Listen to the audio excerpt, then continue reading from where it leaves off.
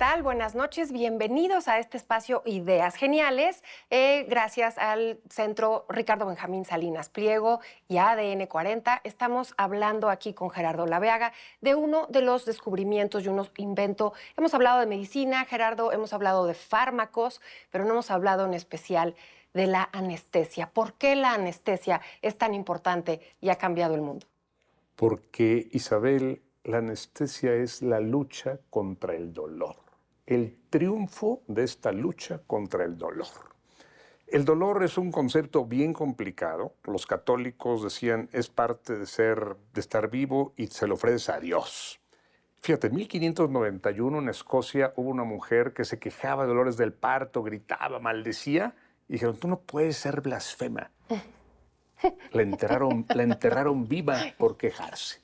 Porque si Dios te manda el dolor como una forma de redención. Si el Hijo de Dios sufrió, tú con más razón tienes que sufrir. Pero esto no siempre fue así. Antes incluso ya se buscaban formas a través de beleño, de opio, de mitigar el dolor en las heridas de la guerra. Entonces, ¿cómo hacemos para que dure, para que no duela tanto? Discórides, un militar griego, inventa el término anestesia. Vamos a suprimir, ya sea de manera temporal o de manera total, la sensibilidad para que la gente pueda afrontar este dolor, particularmente en una operación quirúrgica. Claro, pero además viene de este conocimiento a lo largo de la historia porque se dan cuenta que hay plantas y hay, menjurjes o pomadas, ungüentos, que logras paliar las heridas que tenías en el campo como cualquier hombre primitivo o mujer primitiva y te vas dando cuenta que las plantas tienen ese efecto. Hay unos bulbos alucinógenos que los, ponían en estado como de adormecimiento y eso lograba que pudieras curarte con sentir menos dolor. Porque esta idea del dolor cristiano y esta idea del dolor católico es posterior, pero ¿cómo le hacen los antiguos para mitigar ese dolor? Se daban cuenta que era necesarísimo. Fíjate, Gerardo, llegaron a hacer incluso prácticas tan absurdas actualmente para nuestros ojos de estrangular a la persona que necesitaba una intervención médica o quirúrgica para lograr la hipoxia, para que el cerebro estuviera inconsciente y el resto del cuerpo siguiera vivo. Imagínate. Y otra, todavía más burda y más brusca, pero se utilizaba, era una contusión cerebral con un buen palazo o con una pedrada. De ese tamaño era la búsqueda de lograr que se hicieran estas operaciones. ¿Alguna vez has visitado la Escuela de Medicina del antiguo Palacio de la Inquisición? Muchas veces. Están ahí los primeros intentos, las primeras operaciones. Los mayas, hay rastros de que hacían operaciones incluso en el cráneo. ¿Con qué mitigaban el dolor? Pues con todo esto, mandrágora, con plantas, con opio, bueno, aquí eran otras plantas, otro tipo de plantas, pero buscando suprimir en nombre de la ciencia, de avanzar. Y usaste un verbo dolor, exacto, suprimir el dolor. Mitigar, porque era lo que podían hacer, mitigar. En el Hospital de Londres, que fue el hospital más moderno del mundo, es el primer hospital moderno, había hospitales mucho tiempo antes, pero el primer hospital moderno, la sala de operaciones era un lugar donde todos los médicos y enfermeras detenían al paciente, lo callaban, que mordiera algo para que el dolor, se mitigara. Claro. Pero fíjate que hay 5 sustancias que han ido a lo largo de la historia cambiando esta. La primera, quien lo descubre, que también fue el que descubrió el oxígeno, Priestley, es el óxido nitroso. El óxido nitroso, que le llaman gas hilarante, cuando lo absorbes te provoca risa. Sí, por accidente lo descubrió. Él descubre este óxido nitroso. Y un señor que se llama Humphrey David, que era un poeta inglés, amigo de Coleridge, de Wordsworth, empieza a practicarse esto cuando se va a quitar las muelas. Y eso como que le ayuda a mitigar el dolor y parece que le duele menos. Pero estamos mitigando el dolor, todavía no se ha suprimido. No se suprime, pero esta carrera por encontrar, y hablas muy bien de estos ingleses, hay 2 que pasan a la historia, Wells y Morton, porque Wells dice, no se preocupen, yo ya voy a encontrar la forma en quitar y arrancarle la muela, y entonces regresa a su pueblo y hace una extracción de una muela que fue un verdadero fracaso, porque los alaridos del pobre paciente muriéndose de dolor, que era un niño, hace que Wells se retire no tendrá ese fracaso y será Morton el que perfecciona el uso de esa sustancia. Que es el éter. Exactamente, el famoso éter. ¿Y qué es lo que hace el éter? Todavía, fíjate, en mis tiempos, cuando nacen mis hijos, se tenía esa creencia de que te hacías el famoso menjurje para regresar todos los órganos a su lugar y te untabas éter. No hay cosa más peligrosa. Entonces ahora los pediatras actuales te dicen, no untes eso porque lo que haces es drogar al bebé que está medio ido, porque el éter es una sustancia que hoy por hoy ya no se utiliza en la anestesia. Has mencionado a Wells y has mencionado A a Morton. William Morton. Pero estos dos señores, bueno, Wells se retiró oportunamente, pero Morton era un exhibicionista, era un dentista. Y él hizo lo que no logró hacer Wells, o sea, un gran espectáculo, vean cómo yo opera, y wow, y pensaron que era el inventor de la anestesia. Más aún, él patentó junto con otro señor la anestesia y nada más le añadió al éter, le añadió algunos aceites aromáticos. Claro. Pero el que primero aplica la anestesia y el que hoy se reconoce en todo el mundo como el inventor de la anestesia se llama Crawford Long. Crawford Long era un médico de provincias y él operaba con éter, extirpaba tumores con éter. Sí. Y fue exitosísimo, pero nunca escribió sobre eso. Y cuando llega Morton, dice, no, vean, yo lo hice, yo lo patenté, y miren qué bien huele, hasta le ponen nombre. Cuando se dan cuenta que ya Long lo había hecho, el Congreso de Estados Unidos, en plena guerra de secesión, manda a llamar a todos, los convoca, y 16 años estuvieron discutiendo quién había inventado la anestesia. Claro. Y finalmente el premio, el mérito, fue para Crawford Long. Lo que pasa es que él era un hombre que no le gustaba patrocinarse, era un hombre que nunca escribió, él simplemente aplicaba el éter, Sí, curaba y adelante. y adelante. Pero claro, hay que entender que estaban en ese siglo de los avances científicos, todo se tenía que tomar nota y los adelantos. Ya hablas de la Guerra de Secesión. Fíjate que la Guerra de Secesión da un tema sobre el dolor y los avances médicos tremendos. Como toda guerra. Como toda guerra. Las amputaciones y una Florence Nightingale ante el dolor de esos jovencitos, porque no olvidemos que quienes van a las guerras mayormente son jóvenes, sufrían de amputaciones, sufrían unos dolores espeluznantes. Y entonces, en ese sentido de ayudar y buscar y paliar y mitigar el dolor y ayudar a pasar al paciente ese trago amargo.